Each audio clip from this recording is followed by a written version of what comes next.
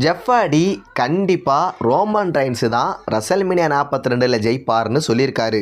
ஆனால் அவரோட பிரதரான mat Hardy Roman டபிள்யூடபிள்யூல ஆக்டிவாக இருந்து அவர்கிட்ட ரசல்மேனியா 42ல் டைட்டில் போனால் பக்காவாக இருக்கும். பட் இப்போ ரோமன் ரெயின்ஸ் பார்ட் டைமாக தான் இருக்கார். ஸோ சிஎம் பங்க் கிட்ட டைட்டில் இருக்கிறது தான் நல்லதுன்னு மேட் ஹார்டி சொல்லியிருக்காரு. நீங்கள் சொல்லுங்கள், யார்கிட்ட சாம்பியன் இருந்தால் பக்காவாக இருக்கும்?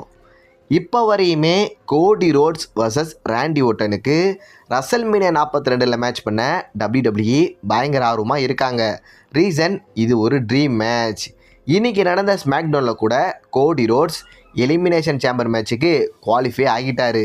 ராண்டி ஓர்டன் ஃபேன்ஸ்லாம் ராண்டியோட வில்லத்தனத்தை பார்க்க ஆர்வமாக இருக்காங்க. பார்க்கலாம் என்ன நடக்க போகுதுன்னு.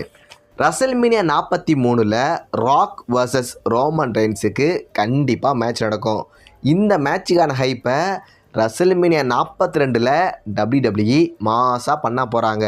அதாவது ரோமன் ரசல்மேனியா 42ல் டைட்டில் வின் பண்ணிவிட்டு செலப்ரேஷன் பண்ணும்போது சடனாக ராக் என்ட்ரி கொடுத்து ரோமனை ஃபேஸ் பண்ண போகிறாரு.